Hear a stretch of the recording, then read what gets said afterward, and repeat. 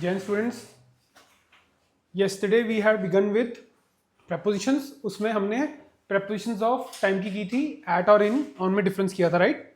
I hope आपने revise कर लिया है। हम आगे बढ़ते हैं। इससे बहुत ही important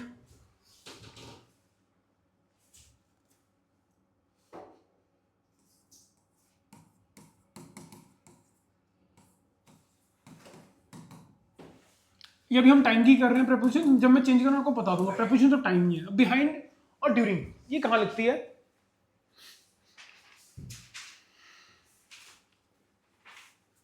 आप इसको काफी फ्रीक्वेंटली यूज करते हैं, काफी कॉमन है ये, बताइए। बिहाइंड बेसिकली जब भी आप लेट हो गए हैं, और ड्यूरिंग जब दौरान आपने बताना है किस चीज को, दौरान, उस पूरे दौरान, वक्त के दौरान। और एक बड़ी इंपॉर्टेंट चीज याद रखना, ये बेसिकली ओकेजन वगैरह के लिए यूज होती है। पहले इसका एग्जांपल देखो जैसे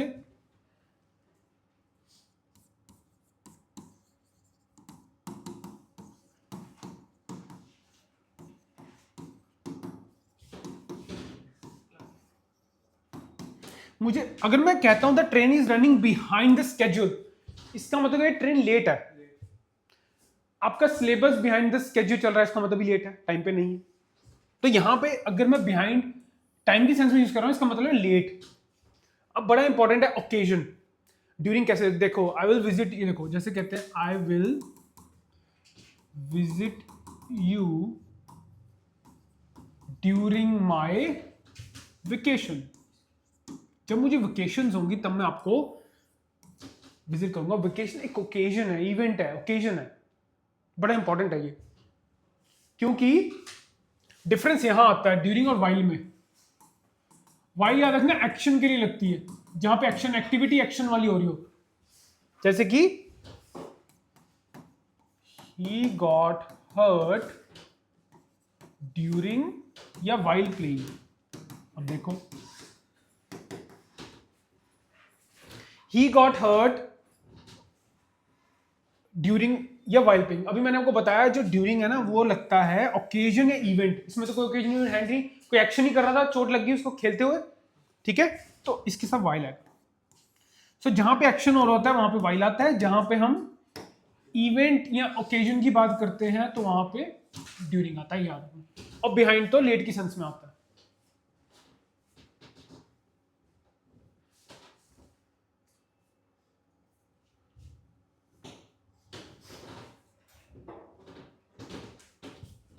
और अभी हमने पीछे किया था वाइल एक कंजंक्शन भी होती है, राइट? पर यहां पे एक प्रेपोजिशन है, क्योंकि किसके लिए आया ये एक्शन? ऑब्जेक्ट के लिए, ठीक है। और यहां पे जब हम कल कर रहे थे, पता है वो while his brother is this, while his brother is playing, he is dancing, अगर याद है आपको, दो क्लॉजेस थे, तो क्लॉजेस की वजह से वो एक कंजंक्शन थी, जब के बताती जब। पर यहां पे वाइल क्या है? एक प्रेपोजिशन। और अगर आपको याद हो तो ये भी याद रख लेना, आईएनजी वाले सिर्फ वर्ब नहीं होते, ये हम पीछे कर चुके हैं। जहां पे सब्जेक्ट ऑब्जेक्ट में आईएनजी लगता है वो जरंड हो जाता है, जो कि नाउन। और एक आईएनजी पार्टिसिपल भी होता है जो एडजेक्टिव होता है। So please go through the recordings, आप प्लीज अपना कॉन्सेप्ट तैयार कर लो कि आईएनजी सब में लगा हुआ है तो वर्ब नहीं है सब।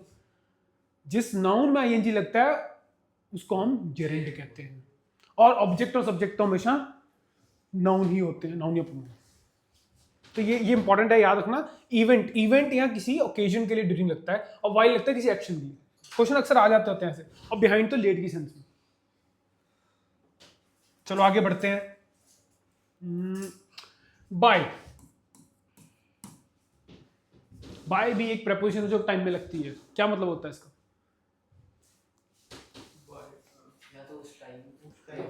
बिल्कुल सही बात है। अगर मैं कहता हूं आपको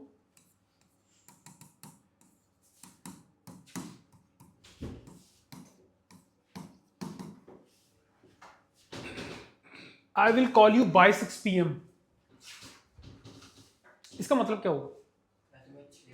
देखो इसका मतलब मैथमेटिकली आपको समझाता हूं, या तो मैं आपको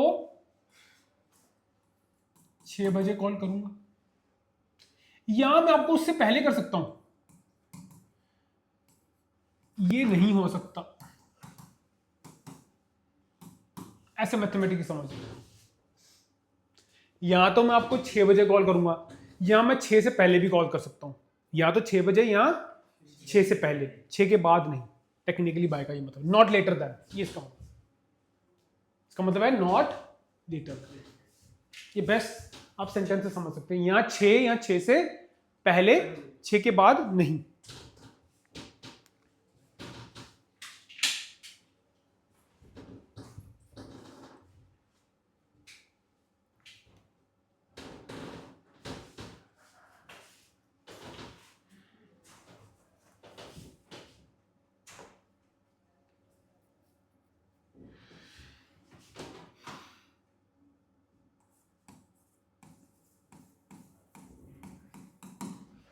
थ्रू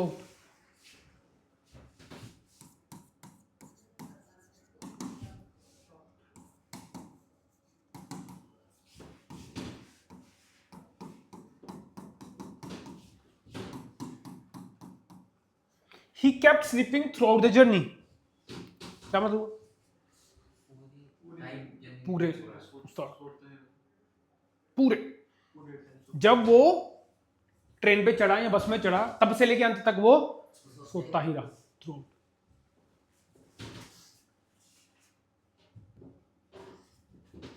उस पूरे दौरान।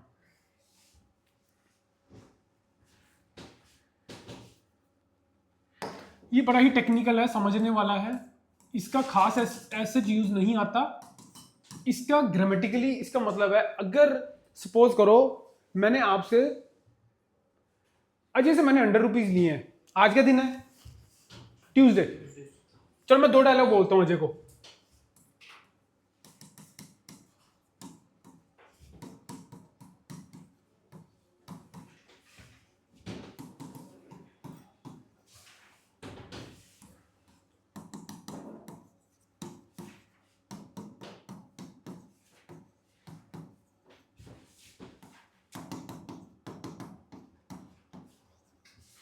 एक में डालूंगा ना I will return you the money in a week, एक में बोलता हूँ I will return you the money within a week. दोनों में टेक्निकली बहुत डिफरेंस है। देखो समझो इस चीज को, अब मैंने ट्यूसडे को पैसे लिए, 500 रुपए लिए जैसे मैंने, अगर मैं इसको बोलता हूँ I will return you the money in a week, इसका मतलब है अगले ट्यूसडे तक। ये मुझसे पूछ नहीं सकता टेक्निकली, वो पूरा पीरियड खत्म होने के बाद। बट अगर मैं इसको कहता हूँ I will return you the money within a week, इसका मतलब ये मुझे वेडनेसडे पूछ सकता है, मुझे थर्सडे पैसे कब दोगे, पैसे कब दोगे, थर्सडे भी फ्राइडे से। यानी कि ये उस पीरियड के बीच में, बीच के दौरान ड्यूरेशन, बट ये वो पीरियड पूरा खत्म होने के बाद। एज सच इसका क्वेश्चन नहीं बनते हैं, बट आपकी अंडरस्टैंडिंग के लिए बड़ा इंपॉर्टेंट है कि इन और विद इन में डिफरेंस क्या होता है। इन होता है वो पूरा टाइम पीरियड खत्म होने के बाद, विद इन वो कभी मुझसे पूछ सकता है पैसे सर कब दोगे कब दोगे। सो टेक्निकली ट्यूसडे रात को 12 बजे तक ये मुझसे नहीं पूछ सकता अगर मैं इन बोलता हूँ, क्योंकि फिर 12 के बाद वेडनेसडे तब पूछ सकता है मुझसे।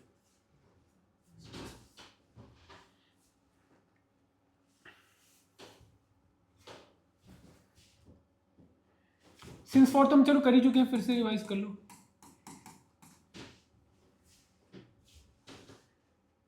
Since point of time for range of time, ये हम कर ही चुके हैं, ठीक है।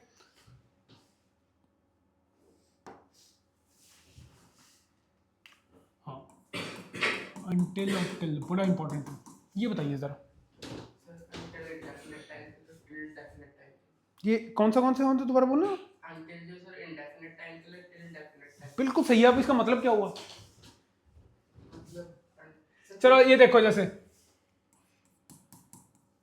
अजय वर्क्स टिल सनसेट,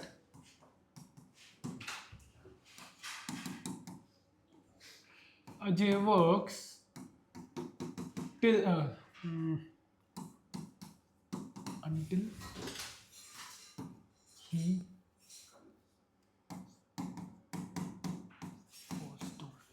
देखो मैंने 2 सेंटेंस लिखे हैं, एक तो मैं लिखा अजय वर्क्स टिल सनसेट, ये तो देखो फिक्स्ड है ना, सनसेट तो पक्का है आपको। यहाँ क्या आएगा, अजय वर्क्स टिल या until he falls down? Until. क्यों? क्योंकि बेटा ये फिक्स नहीं है। अब हमें क्या पता है अजय कितने घंटे काम कर सकता है गिरा। हो सकता है अजय की कैपेसिटी 2 दिन की है, 2 दिन तक काम ही करता रहे। हो सकता है आपकी सिर्फ 12 घंटे है, हो सकता है उसकी सिर्फ 10 घंटे है, हो सकता है मेरी सिर्फ 8 घंटे है, हो सकता है इनकी सिर्फ 5 घंटे। तो इट्स नॉट फिक्स्ड। अब ये तब तक काम करता है जब तक कि गिर नहीं जाता, समझो इस चीज। इनडेफिनेट टाइम है, डेफिनेट नहीं। तो ये लगता है डेफिनेट टाइम के लिए और ये लगता है इनडेफिनेट टाइम के लिए। और अंटिल मैंने आपको बताया था कंजंक्शन भी होता है, ये याद रखना।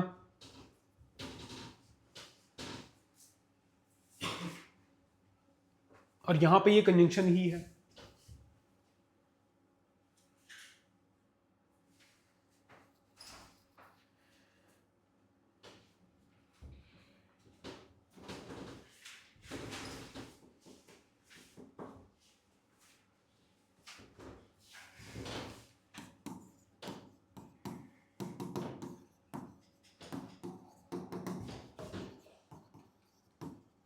He won't come until Monday, यहां पे अंटिल क्या है? यहां ये प्रपोजिशन है क्योंकि मंडे क्या है? नो। यहां पे ये बेटा ये है प्रपोजिशन, ये कंजंक्शन, क्योंकि ये तो क्लॉज हो गया ना, सब्जेक्ट वर्ब सब्जेक्ट वर्ब। यहां पे ये प्रपोजिशन है। सो अंटिल दोनों हो सकता है, प्रपोजिशन भी और कंजंक्शन। टिल नहीं, टिल से प्रपोजिशन होता है। Till is not a conjunction.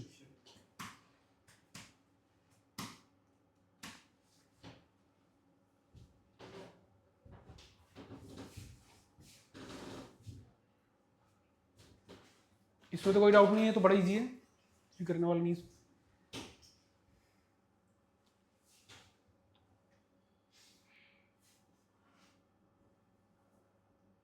Time की ये बहुत है इतनी। अब हम करते हैं prepositions of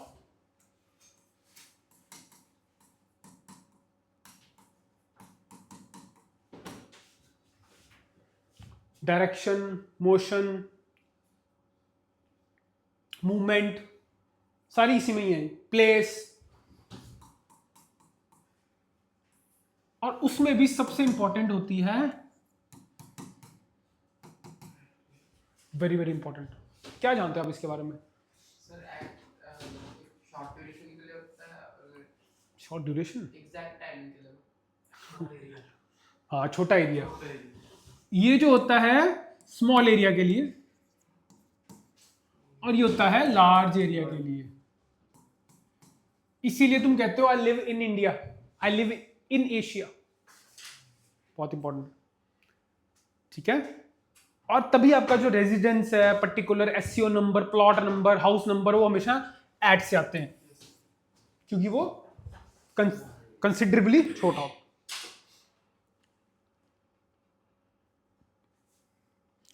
postman has arrived at the door step या इन द डोर स्टेप?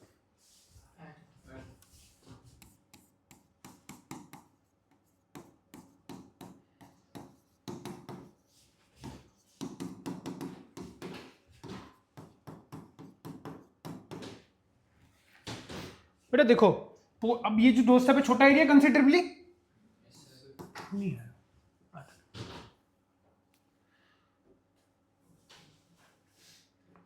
और वेरी इंपॉर्टेंट ये याद रखना कि ये जो नेम ऑफ स्ट्रीट्स है इसके साथ इन नहीं आता है। नेम ऑफ स्ट्रीट्स, कोई ऐसी फेमस स्ट्रीट का नाम? ये कौन सी स्ट्रीट है? Grove street. अरे कोई मशहूर बताओ यार। हाँ, I live in Nehru street, है देखो इन।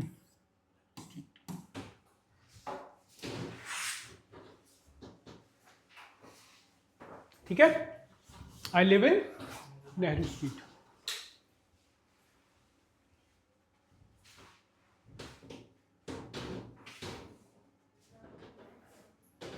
सबसे इंपॉर्टेंट डिफरेंस यही है, स्मॉल एरिया के लिए एट और लार्ज एरिया के लिए इन।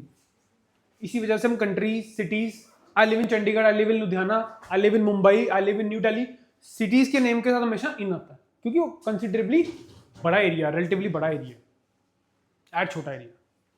चलो आगे बढ़े।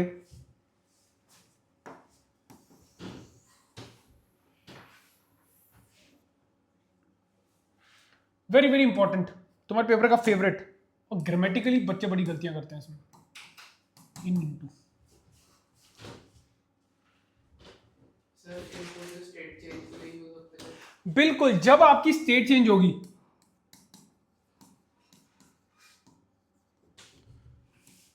इनमें नो स्टेट चेंज। अब स्टेट चेंज का मतलब क्या है, देखो इधर,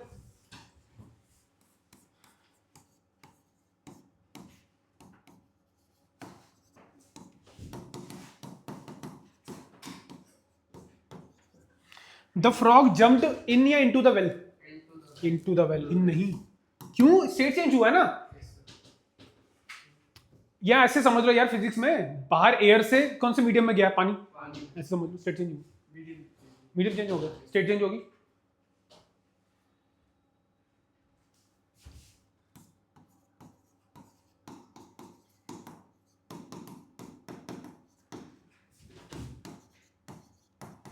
आई एम वॉकिंग इन या इनटू द रूम, बेटा इन द रूम, क्योंकि मैं वॉक कर रहा हूं, मैं कोई स्टेट थोड़ा चेंज कर रहा हूं। ऐसे जब पानी में स्विमिंग कर रहे हो, इन कर रहे हो कि इनटू कर रहे हो, इन कर रहे हो, कोई स्टेट थोड़ा चेंज कर रहे हो। हाँ, जंप मार रहे हो तो चेंज कर रहे हो, जब ऑलरेडी आप उसी लेवल में हो, आप एक्टिविटी कर रहे हो, कोई स्टेट थोड़ा चेंज कर रहे हो, समझो इस चीज को। आप दुख से सुख में जा रहे हो तो स्टेट चेंज हो रही है, फिर इनटू हो सकता है। तो ये बड़ा इंपॉर्टेंट है, अगर कोई स्टेट चेंज हो रही है तो इनटू, नहीं तो नो स्टेट चेंज, इनके साथ कोई स्टेट चेंज नहीं। चलो अब हम आगे बड़ा इंपॉर्टेंट करते हैं एक और,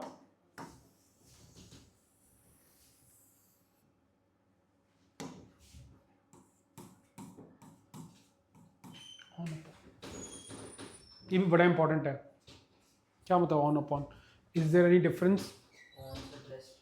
sir on the day and dates के होता है। बिल्कुल, अगर आपकी कोई चीज रेस्ट पे है तो ऑन, और कोई मोशन में है तो।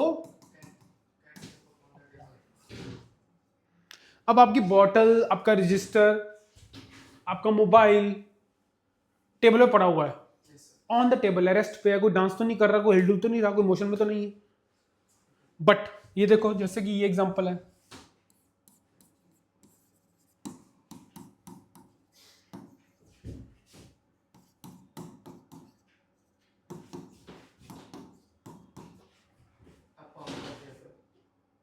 इसमें क्या आएगा, अपॉन आएगा। बेटा जंप अपने आप में मोशन होता है, इट्स नॉट रेस्ट। और वैसे भी गॉड ने, नेचर ने, मदर नेचर ने इनको एक बड़ी खासियत दी होती है। आपको अगर मैं ऊपर से फेंक दूं चौथे फ्लोर से, या एक बिल्ली को फेंकूं, बचेगा कौन? क्यों क्यों, कारण क्या उसका? सर वो मुड़ जाता है। ये कारण नहीं है, उनकी मसल एकदम रेस्ट पे नहीं आते कभी भी, उनके जो मसल बहुत फ्लेक्सिबल होते हैं, हमारे नहीं होते। हम अगर हमने रोल ऑन नहीं किया, हमारा पक्का घुटना गया, क्योंकि सारा फोर्स घुटनों पे आ जाएगा आपका, नेचर ने हमें ऐसा बनाया। और फिर आवाज कटक। पर कैट्स में ऐसा नहीं होता। कैट्स में तो अगर कहीं का सुपर कैमराज होते हैं, अगर आप डिस्कवरी में दिखाते हैं कई बार, 20 जो 40-40 लाख के कैमराज हैं, वो वाइब्रेट करते हैं, उसके रेस्ट पे आते ही नहीं, वो जम मार के भी हमें लगता है वो बैठ गई है उसके ऊपर, पर टेक्निकली उसका ना मसल ऐसे वाइब्रेट करता है, रेस्ट पे नहीं आता। इसीलिए कहते हैं जब आप गिरो तो मोमेंटम को चेंज करने के लिए रोल हो जाओ, सुना ना आपने, रोल हो जाओ। और मैंने एक बार ऐसा किया भी हुआ है, और मैं बच गया, नहीं तो मेरा कंधा उतर जाता। पता नहीं उसे अक्ल कैसे आ गई मुझे, पर आ गई थी वो। And that time I was very heavy, मैं बहुत मोटा था, और मोटे बंदे को बहुत मुश्किल होता है, आपको पता ही है, क्योंकि सारा वेट आपका जहां आ गया, तो अब रोल हो जाओ। अच्छा, जब मैं मोटा था एक फायदा और था, फफी होते हो आप बड़े, मांस काफी होता है आपके, तो जो फैट होता है वो भी आपको इंजरी नहीं देता। बट कोशिश करो जब भी यू फ्लिप ओवर, रोल कर जाओ। रोल से क्या होगा, आपका एकदम बॉडी रेस्ट पे नहीं आएगी, इम्पैक्ट आपके बहुत। आजकल देख रहे हो स्पोर्ट्स खेलते हैं अंग्रेज, वो कूदते रहते हैं, तो देखा कभी चोट नहीं लगती, क्योंकि what they do is roll, momentum change होता है। फिजिक्स में तो आप पढ़ते ही हो। सो मेन काम क्या है, और रेस्ट पे नहीं आनी चाहिए बॉडी इमीडिएटली अगर हमें चोट से बचाना है। तो ये वाला अपॉन का केस था। और ऑन जो आपके बुक वगैरह या आपके कोई मोबाइल या पीसी, कुछ भी आपके लैपटॉप जो टेबल पे पड़ा होता है, सारा किसके एग्जांपल है, ऑन का, क्योंकि वो रेस्ट पे पड़े हुए हैं। सिंपल। तो बॉर्निंग आई तेरे को अभी क्लास में है?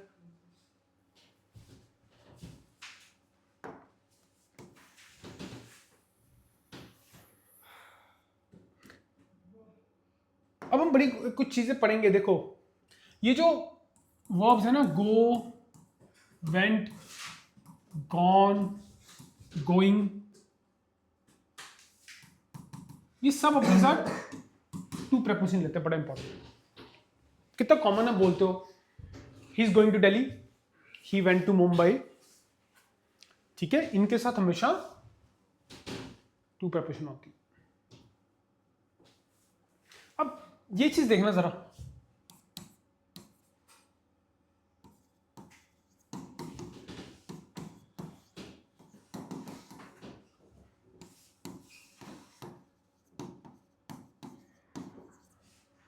ये दो सेंटेंस को ध्यान से पढ़िए।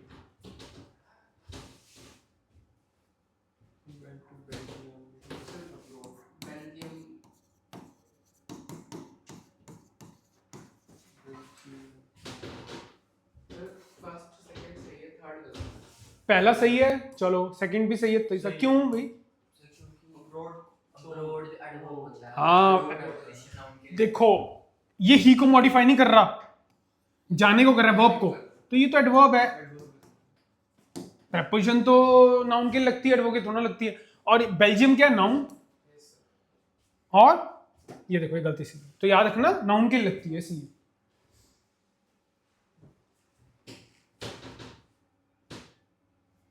तो हमने क्या सीखा, जब नाउन को आप नाउन के लिए लगाओगे तो it will take a preposition obviously. Otherwise अगर वर्ब की तरह होगा, क्योंकि वर्ब को कौन मॉडिफाई करता है, एडवर्ब, तो नहीं लगेगा। तो रट्टे नहीं मारने, कॉन्सेप्चुअल चीज है ना। जैसे ये देखो,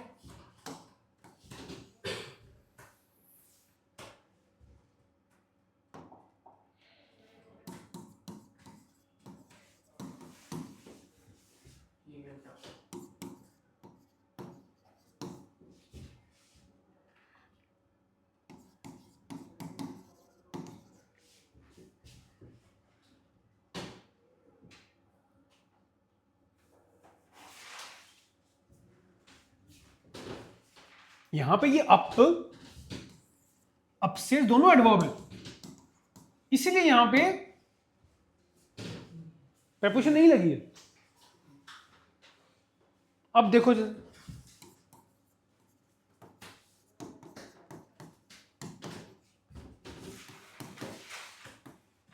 he went down the stairs, अब देख लो यहां पे ये क्या है, एक प्रेपोजिशन। क्यों?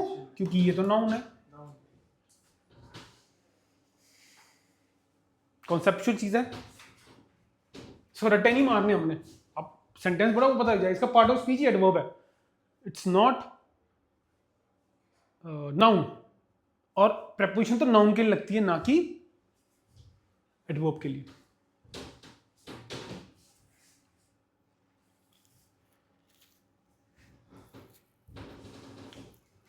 कोई डाउट इसमें? पक्का श्योर? चलो आगे बढ़ते हैं।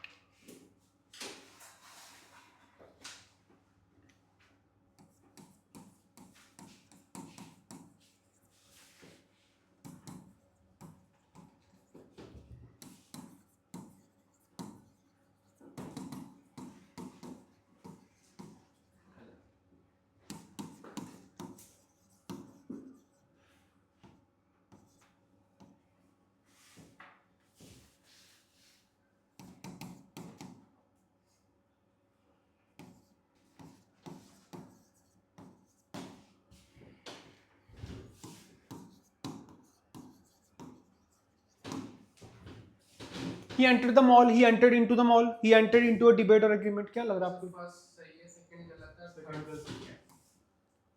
सेकंड गलत है। और याद रखना, अगर एंटर किसी फिजिकल प्लेस, अगर तो फिजिकल प्लेस की सेंस में आप लगाना तो प्रेपोजिशन नहीं लगेगी। बट ये देखो, ये कोई फिजिकल प्लेस नहीं है, ये कोई फिजिकल प्लेस नहीं है, यहां आप लगा सकते हो। तो ये बड़ा इंपॉर्टेंट है, एंटर के साथ बड़ी बार क्वेश्चन आते हैं। सो एंटर में अगर आप किसी फिजिकल प्लेस में एंटर कर रहे हो तो आपने प्रेपोजिशन नहीं लगानी। बट अगर आप कोई डिबेट एग्रीमेंट में हो, कोई इसमें तो कोई फिजिकल प्लेस है ही नहीं, तो आप इनटू लगा सकते हो।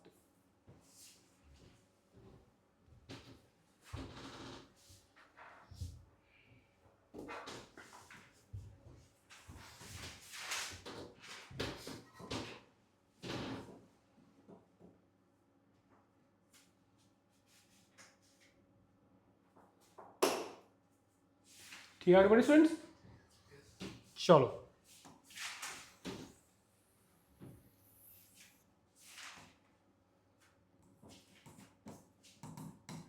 अगेंस्ट,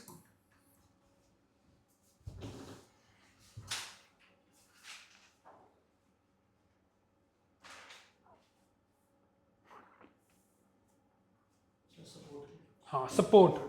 याद रखना ये वो नहीं है किसी के अगेंस्ट बोलना, ये आप सपोर्ट, जैसे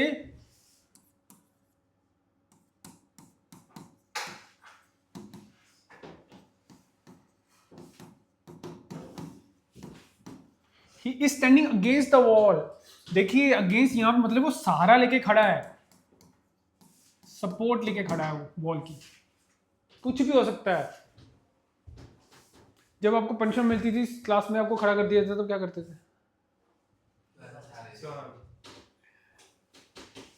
So, अगर कोई कह दे ही स्टैंडिंग अगेंस्ट द कार, इसका मतलब है उसके खिलाफ नहीं खड़ा हुआ, उसकी सपोर्ट लेके खड़ा है। बोनट पे ऐसे खड़े हो रहे हैं सपोर्ट लेके, देखा? अगेंस्ट जहां भी आएगा जरूरी नहीं है, आपने सेंस देखनी है क्या वो डायरेक्शन मोशन प्लेस उसकी सेंस में है। तो जब इसकी सेंस में, इसका मतलब ये उसका सहारा लेके खड़ा है। Against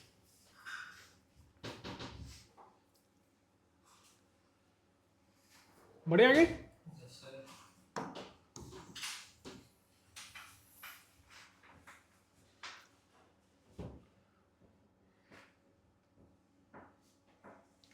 very very important.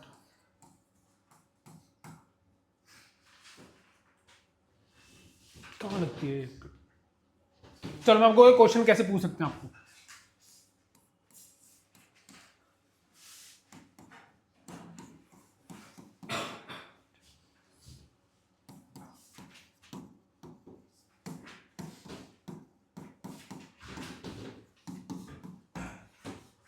The train passes between या through the tunnel? Through the tunnel.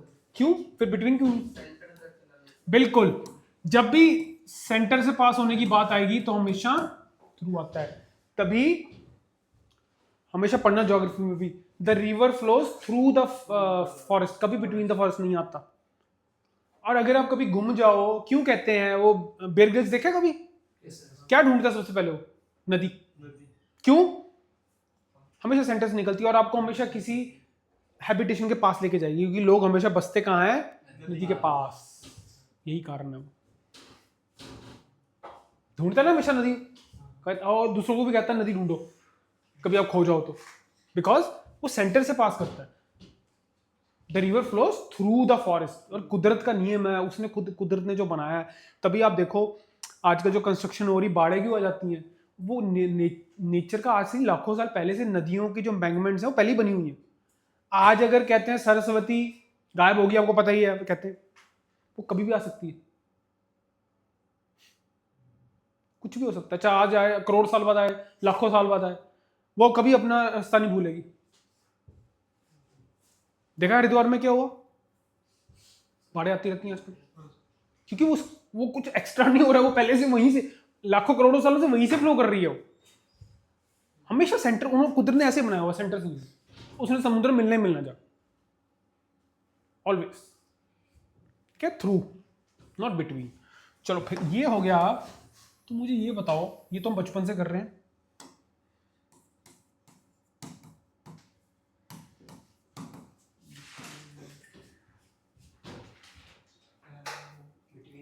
Between दो बिल्कुल। जब दो लोगों में कुछ आपने डिस्ट्रीब्यूट करना है तो बिटवीन, और अगर मोर देन टू, सो मेरी क्लास में अगर मैं स्वीट्स डिस्ट्रीब्यूट करना चाहूं तो मैं बिटवीन लगाऊंगी among. Please distribute the sweets among the students of the class, but distribute the sweets between Ajay and Anshul, दो। लोग और उसमें दो लोग। चलो ये तो बिल्कुल सही है, बड़ा इजी है। तो ये भी हम हिंदू में बड़ा पढ़ते हैं। तो ये क्या चीज है? सर जो काउंटेबल भी और अनकाउंटेबल भी। अनकाउंटेबल, बिल्कुल अनकाउंटेबल नाउन्स। तभी आप देखो ऐसे आता है एमिड the chaos, एमिड the chaos, एमिड the mayhem, उसके बीच में, ठीक है। सो एमिड एमिड अनकाउंटेबल नाउन्स के साथ।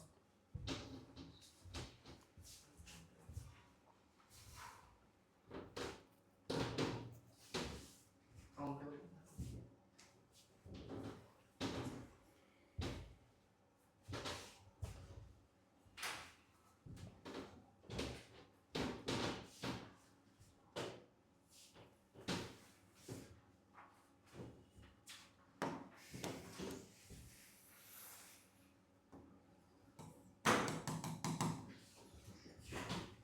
Very easy. ऑफ, ये कल कॉन्टैक्ट। कोई जब कांटेक्ट तोड़ देते हो आप तभी तो कहते हो switch off, switch off the. ये बेसिकली क्या कर रहे हो आप यार? देखो आपने पढ़ा हुआ है ना केमिस्ट्री में, इलेक्ट्रॉन्स का कनेक्शन तोड़ देते हो टेक्निकली, तभी तो बंद हो जाता है। सो कोई कनेक्शन तोड़ देना, वो ऑफ ये लगती है।